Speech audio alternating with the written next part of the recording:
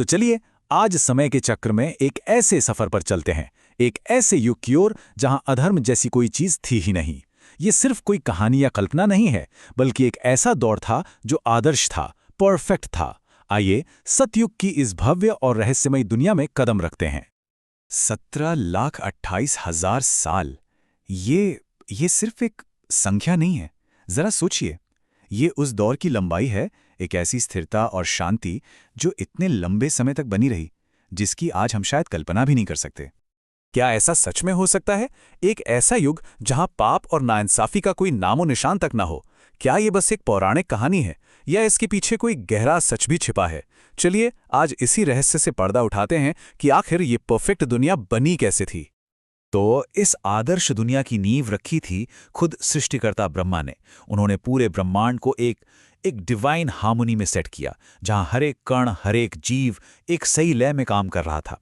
कह सकते हैं कि ये सृष्टि के संगीत की शुरुआत थी। ब्रह्मा ने एक ऐसा सिस्टम बनाया जहां पहली बार समय का पहिया घूमा, मौसम बने और देवता और ऋषि मुनि अस्तित्व में आए। और सबसे दिलचस्प बात यह थी कि यहाँ किसी राजा का राज नहीं था, बल्कि धर्म ही सबसे बड़ा शासक था, जो सत्य, दया, तप और शांति इन 4 स्तंभों पर टिका था। तो सवाल यह है कि इस गोल्डन एज में जिंदगी आखिर थी कैसी? कल्पना कीजिए एक ऐसी दुनिया जहां इंसान और प्रकृति दोनों एक दूसरे के साथ एक परफेक्ट सिंक में थे। देखिए, एक तरफ थे इंसान जो हजारों साल तक जीते थे, बिना किसी बीमारी, गुस्सा या लालच के। उनके शरीर दिव्य थे और मन में एब्सोल्यूट शांति थी। और दूसरी तरफ थी प्रकृति, जो बिना मांगे ही सब कुछ दे रही थी। भरपूर फल, अमृत जैसा पानी और यज्ञ हवन की वजह से हवा भी एकदम शुद्ध थी।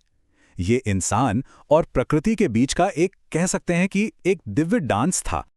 लेकिन इस कमाल के बैलेंस का, इस पूरी व्यवस्था का राज क्या था? वो कौन सी अनदेखी शक्ति थी जो सब कुछ अपनी जगह पर बनाए हुए थी? जवाब एक ही शब्द में है, धर्म। सतयुग की पूरी इमारत धर्म के इन 4 मजबूत स्तंभों पर खड़ी थी। पहला, सत्य, जो हर सोच और हर काम में था। दूसरा, दया, यानी सभी के लिए करुणा। तीसरा, तप, यानी वो आध्यात्मिक अनुशासन जिससे खुद को जाना जा सके। और चौथा, शांति, जो इन तीनों के होने का नेचुरल रिजल्ट थी। सतयुग सिर्फ नैतिकता का ही नहीं, बल्कि सबसे बड़े ज्ञान का भी युग था। इसी दौर में वेदों का दिव्य ज्ञान ऋषियों को सीधे महसूस हुआ, उन्हें किसी ने पढ़ाया नहीं। मरीचि और अत्रि जैसे महान तपस्वियों ने योग और ध्यान के वो रास्ते दिखाए जिनसे ब्रह्म ज्ञान, यानी कि वो परम सत्य जो इस सृष्टि का आधार है, उसे सीधे जाना जा सकता था। लेकिन देखिए, जब भी इस डिवाइन ऑर्डर पर, इस दिव्य व्यवस्था पर कोई भी खतरा मंडराया, तो ब्रह्मांड के संतुलन को बनाए रखने के लिए खुद परमात्मा ने हस्तक्षेप किया। सतयुग ने भगवान विष्णु के कुछ सबसे बड़े और महत्वपूर्ण अवतार देखे। मत्स्य अवतार ने ज्ञान को महाप्रलय से बचाया।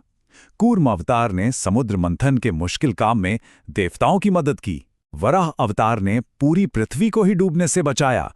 और नरसिंह अवतार ने साबित किया कि आस्था की शक्ति सबसे बड़ी होती है। ये सब कॉस्मिक बैलेंस को बचाने के लिए किए गए डिवाइन इंटरवेंशंस थे। लेकिन कहते हैं ना, समय का पहिया तो घूमता ही रहता है, और सबसे परफेक्ट युग का भी अंत तय था। पर सवाल ये उठता है कि जो चीज अपने आप में ही परफेक्ट है, उसका पतन, उसका अंत आखिर हो कैसे सकता है? याद कीजिए, हमने बात की थी कि सतयुग की नींव धर्म के उन 4 स्तंभों पर पूरी तरह से मजबूत थी। समाज में कोई कमी नहीं थी, कोई दरार नहीं थी, सब कुछ परफेक्ट था। तो फिर बदलाव आया कहां से?